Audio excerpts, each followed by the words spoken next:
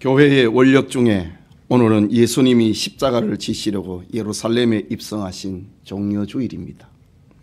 이번 주간은 순종과 고난의 길을 가신 고난주간입니다. 금요일은 십자가에 못 박히신 고난절입니다. 그리고 다음 주일은 사망의 권세를 깨트린 부활절입니다. 말하자면 기독교회의 가장 중요한 명절이 집중된 절정의 주간이 바로 이번 주입니다. 예수님의 출생이 중요하지만 출생은 고난과 부활을 목적하고 시작된 것입니다. 그리스도의 고난과 부활은 기독교회의 두 기둥이요, 이 땅에 교회를 탄생시킨 출발이요 능력인 것입니다. 그러므로 교회가 고난 주간을 지키는 것은 그리스도의 고난이 있었음을 기억하는 정도가 아닙니다. 오늘의 성도와 교회가 주님의 고난에 동참하고 인격과 삶이 변화를 받고 그리고 그것을 목적을 하는 것이 고난주간의 의미인 것입니다. 오늘 읽은 본문은 예수님의 공생애가 시작될 즈음에 요한이 자신에게 세례를 받으러 오신 예수님을 향하여서 외쳤던 선지자적 메시지, 예언적 메시지입니다. 오늘은 본문을 강의하기보다는 제목에 맞추어 설교하고자 합니다. 이 시간 예수 그리스도의 고난이라는 제목으로 받는 하나님의 말씀에 우리 모두에게 은혜가 있기를 소원합니다. 먼저 제자들을 통한 고난이 있었습니다. 그리스도의 생애에 있어서 고난의 때가 아닌 적은 없었습니다. 그는 근본 하나님의 본체이셨으나 자기를 비어 종의 형체를 가지고 사람의 모양으로 오셨기 때문에 주님의 생애 그 어디매에 고난이 아닌 적이 없었습니다. 그의 출생부터 생애 마지막까지 고난의 연속이라고 해도 과언이 아닙니다. 특히 예수님의 생애 마지막 주간에 당하신 고통은 제한된 사고를 가지고 있는 우리의 이성으로서는 다 이해할 수가 없습니다. 주님이 예루살렘에 입성을 하실 때에 시민들은 종려 가지를 흔들고 다윗의 자손으로 오시는 주여, 메시아의 출현을 열렬하게 환영했습니다. 사랑과 기적의 주님, 능력의 주님께서 로마군을 예루살렘에서 몰아내고 유대인의 주권을 세워주실 것만 같았기 때문입니다. 하지만 시민들의 환영은 대제사장들과 서기관들의 시기와 질투심을 불러일으켰습니다. 자신들이 백성들의 선생이고 지도자인데 예수님이 나타나서 시민들의 칭송과 영광을 가로챘기 때문입니다. 하나님의 계획보다 자신의 권위, 자신의 명예, 자신의 지위, 자신의 재물을 우선을 하는 그들은 이런 예수님을 용납할 수가 없었습니다. 그들은 엄밀한 계획을 세우고 백성들의 소요 없이 예수님을 잡아 죽이려고 작정했습니다. 그러던 중에 예수님의 제자 가룟 유다가 찾아와서 자기 스승을 은밀하게 체포할 방법을 알려주겠다고 제안했습니다. 가룟 유다는 예루살렘에 오면은 예수님의 제자들이 큰 벼슬을 하게 될 줄 알았는데 스승 예수님은 전혀 왕이 될 마음이었고 나라의 주권을 찾을 그런 마음이 없다는 것을 깨닫고 실망합니다. 유다는 이렇게 끝날 바에는 선수를 쳐서 은 30 사람의 몸값이라도 내가 받아야 되겠다 결심합니다. 마지막 만찬석의 12 제자들 역시 예루살렘의 분위기가 심상치 않음을 느꼈습니다. 제자들의 마음을 아시는 주님께서 오늘 밤에 너희가 다 나를 버리리라고 말씀하십니다. 놀란 베드로를 비롯한 제자들은 이구동성으로 주님을 버리지 않겠다고 서약합니다. 그러면서도 3년간 자신들의 삶과 수고가 헛것이 된다고 생각을 하니 마음이 쓰라리고 실망감이 몰려왔습니다. 제자들의 이런 실망은 그날 밤 겟세마네 동산에서 올린 주님의 기도에 동참할 수 없도록 만들어버렸습니다. 동산에서 주님은 십자가를 앞에 두고 사투를 벌였습니다.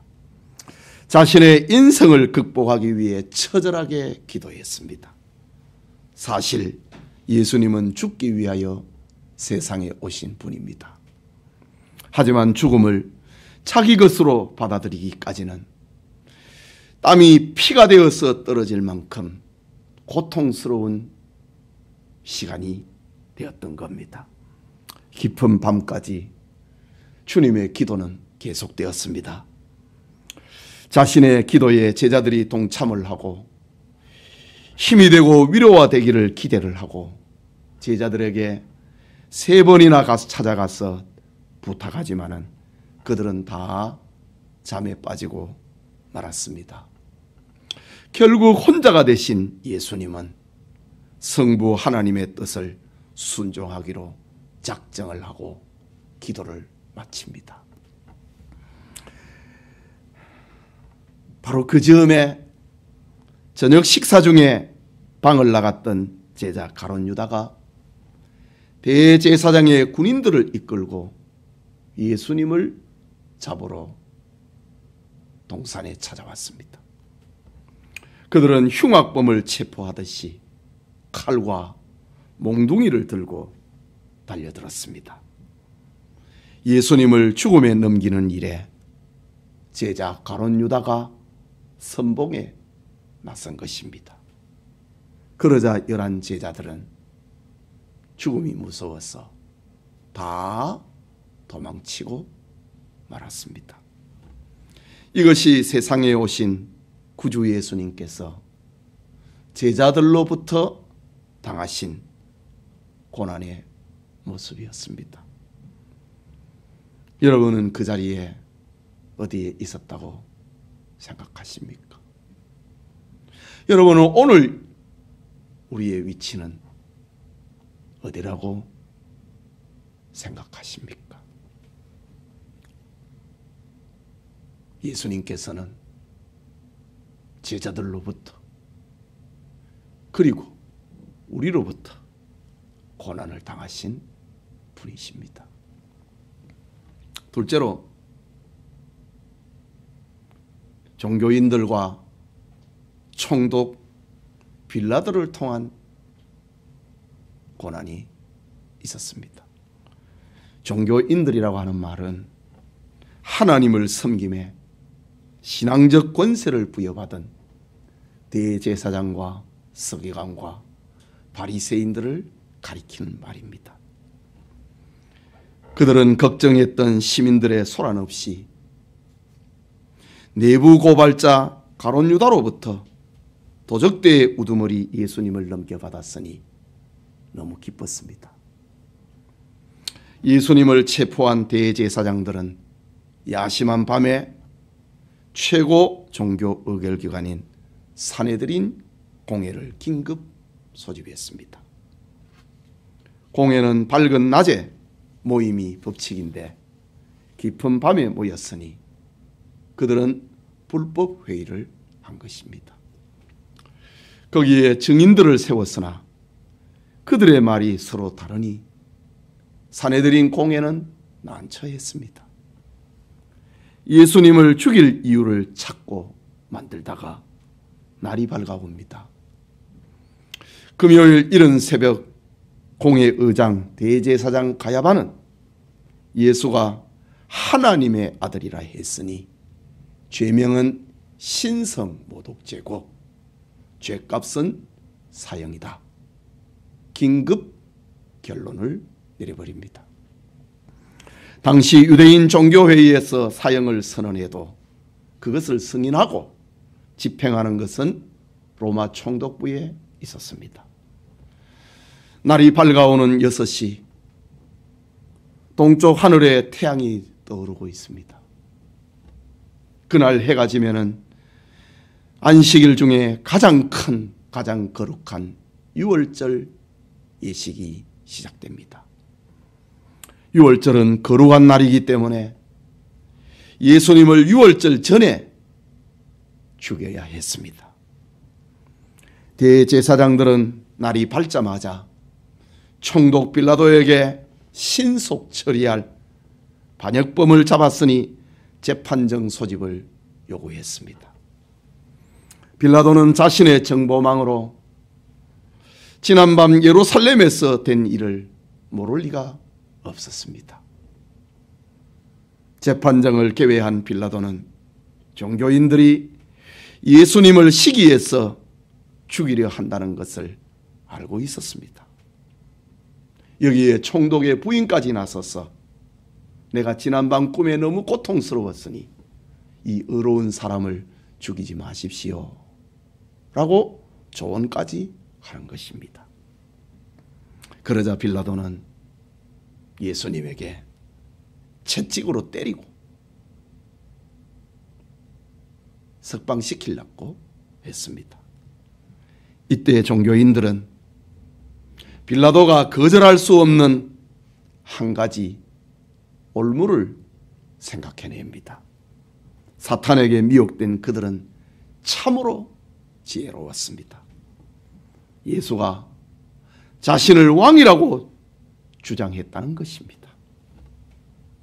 종교회의에서는 하나님의 아들이라고 했다는 신성 모독죄로 사형이라고 결론을 내려놓고 빌라도 총독 앞에 와서는 자기가 왕이라고 했다고 죄명을 바꾸어 버렸습니다. 사탄은 이렇게 민첩했고 이렇게 신속했고 이렇게 지혜로웠습니다. 자신을 왕이라고 하는 것은 가이사가 황제인 로마에 반역하는 행위입니다. 빌라도는 예수님의 이런 주장이 사실이냐고 높은 재판석에서 심문했습니다. 그때 예수님은 말씀하십니다. 그 말이 당신들이 하는 말이냐 아니면은 유대인들이 하는 말이냐. 내 나라는 이 세상에 속한 것이 아니니라 라고 대답하셨습니다. 왕이라고 하면은 반역인데 이 세상 왕이 아니라는 말에는 빌라도가 난처했습니다. 로마의 왕이라 그러면은 반역범인데 이 세상 나라의 왕이라고 하지 않으니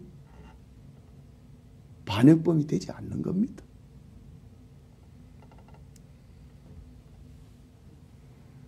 대단한 정치력을 가지고 있는 빌라도 역시 모여든 군중들 앞에 한 가지 제안을 합니다. 타협안을 제시한 것이지요. 식민지 백성의 명절이 되면은 로마 제국에서는 죄인 하나를 사면을 해주는 특별법이 있다.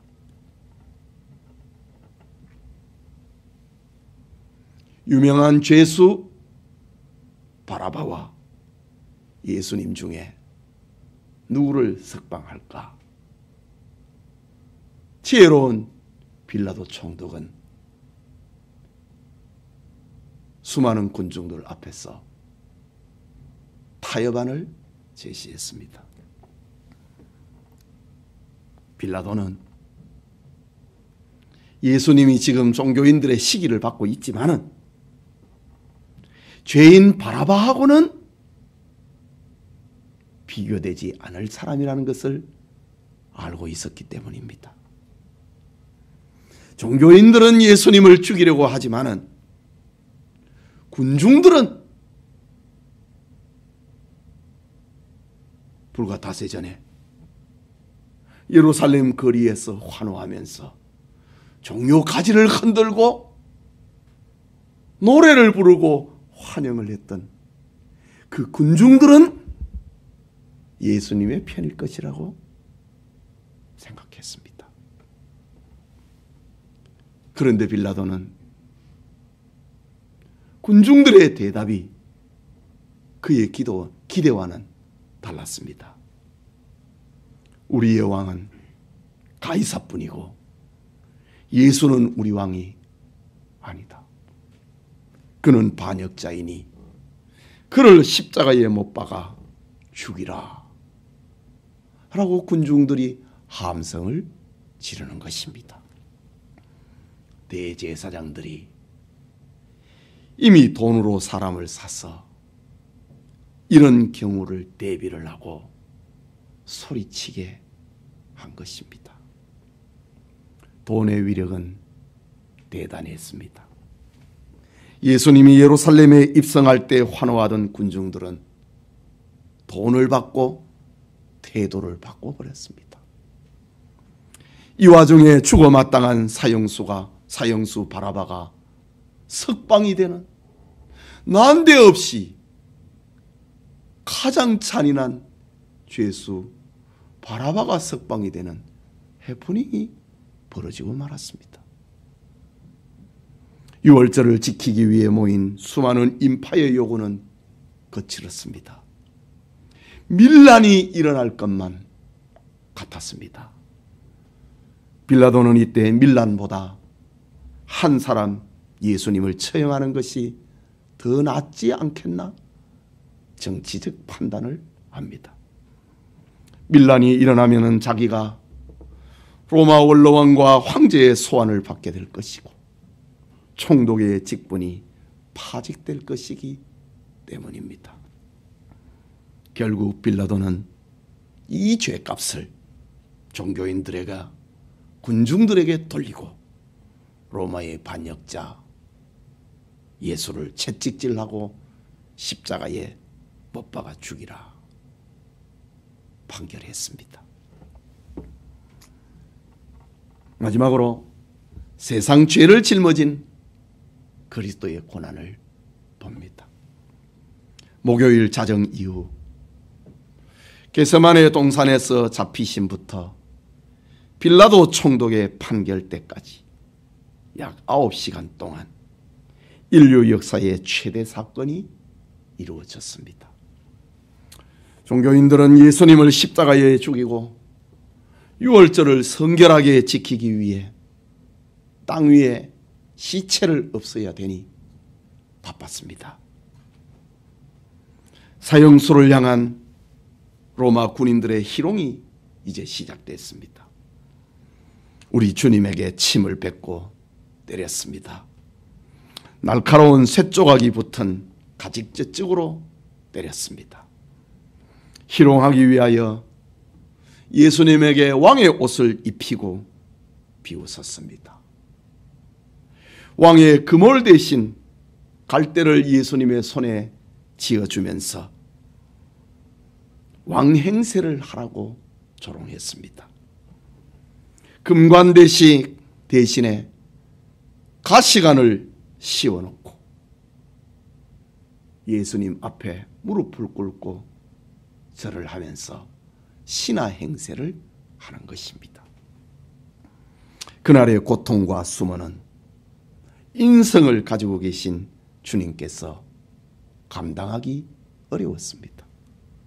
이 일을 감당하기 위해 지난 밤에 주님은 그렇게도 처절하게 기도하셨던 것입니다.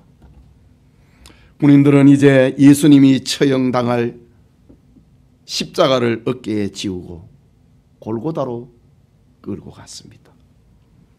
넘어지면 때려서 일으켰습니다. 결국 소름 돋는 형장 골고다에 도착했습니다. 십자가형은 죄수를 나무 형틀에 못 박고 매달아서 고통 속에 죽이는 형벌입니다. 건강한 사람은 일주일 정도 십자가에 매달려 있다가 숨을 거둡니다. 그 기간 동안에 독수리가 와서 움직이지 못하는 나무에 달린 죄수의 눈을 파먹고 내장을 파먹습니다.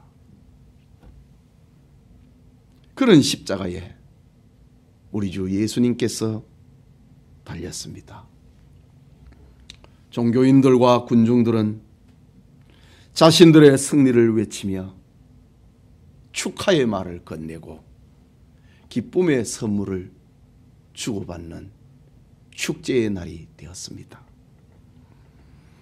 십자가에 못 박힌 사형수에게 무슨 말인들 못하겠습니까? 종교인들은 네가 진정 하나님의 아들이거든, 네가 진짜 하나님의 아들이거든, 십자가에서 내려오라.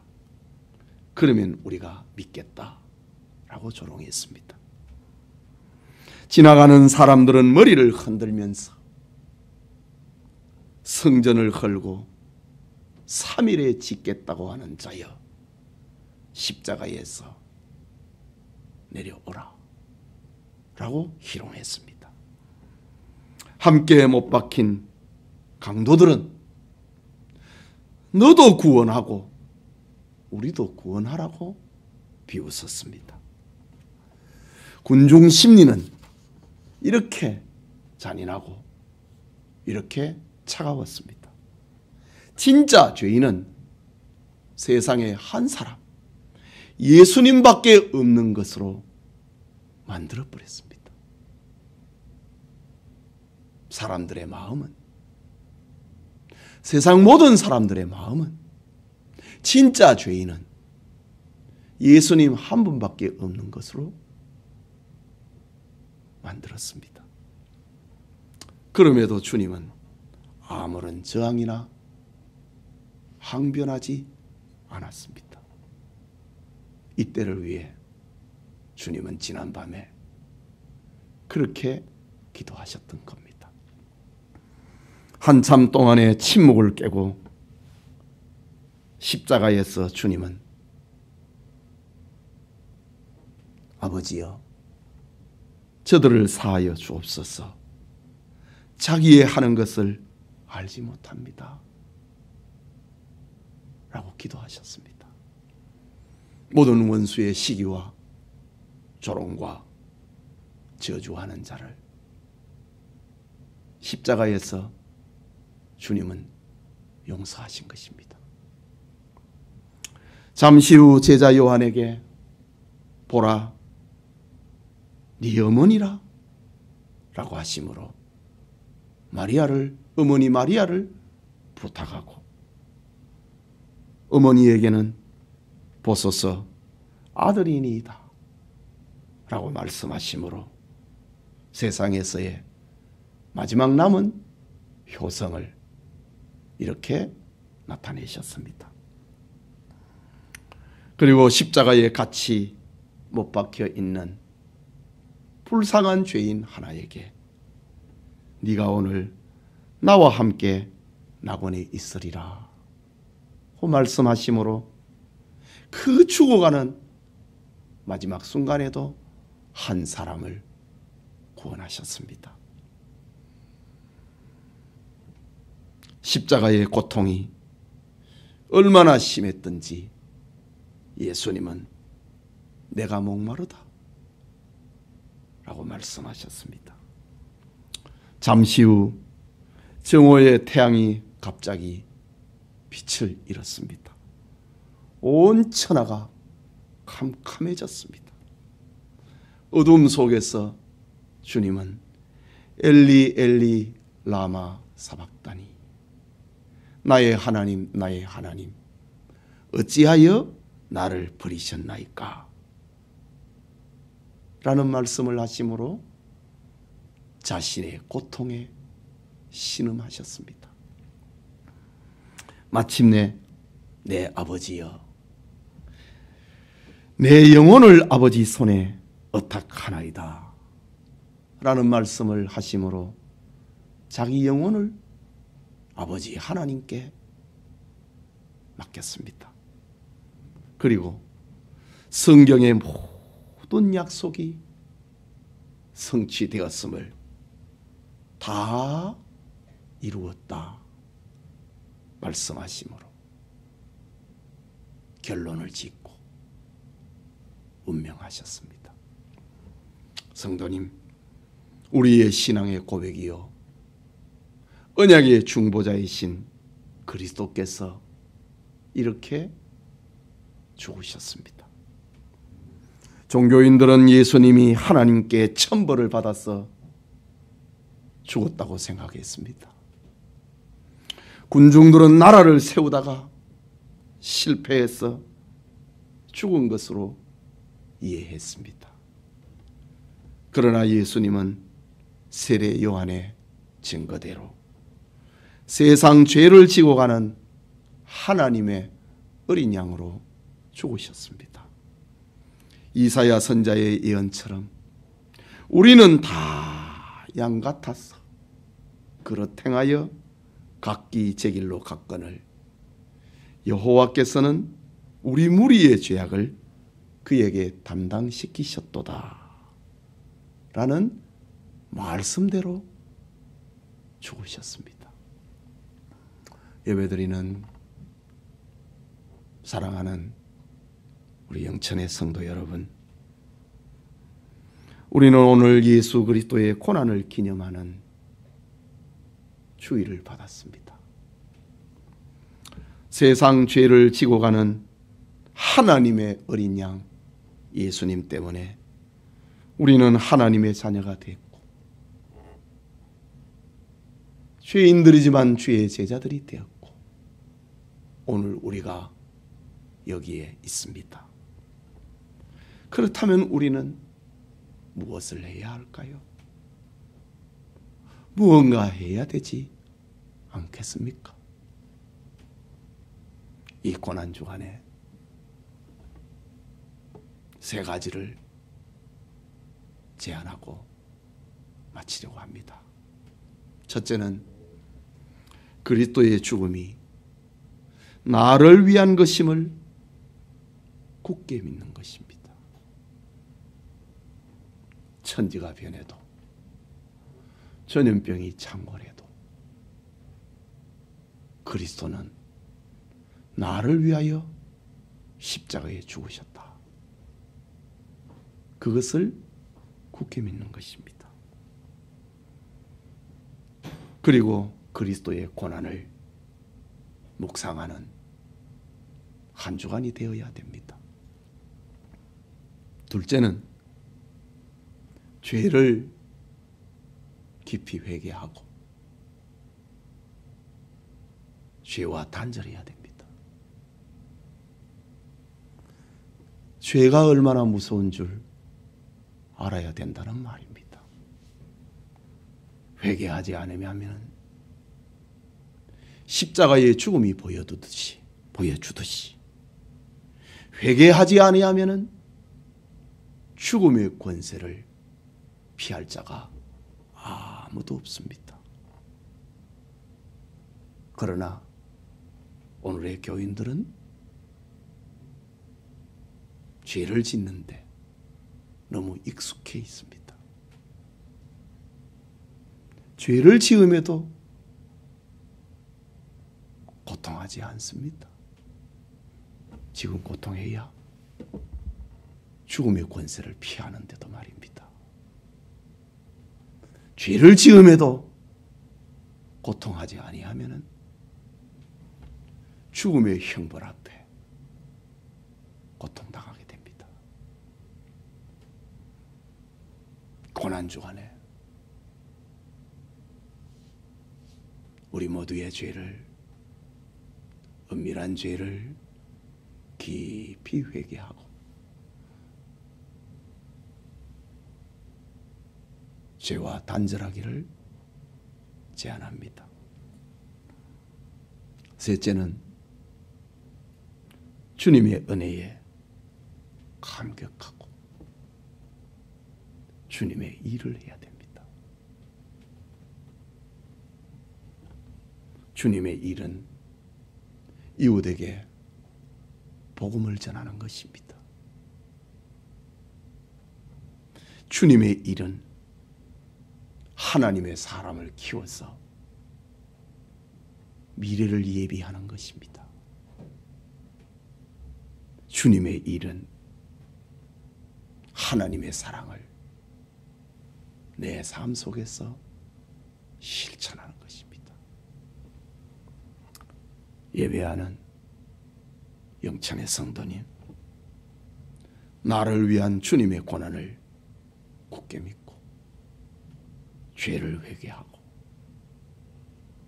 주님의 일에 충성을 다짐하는 고난주간의 묵상이 우리 모두와 함께 하기를 소원합니다. 같이 기도합시다. 말씀을 받았습니다. 예수 그리스도의 고난주간의 묵상이 돼야 되지요. 기도합시다.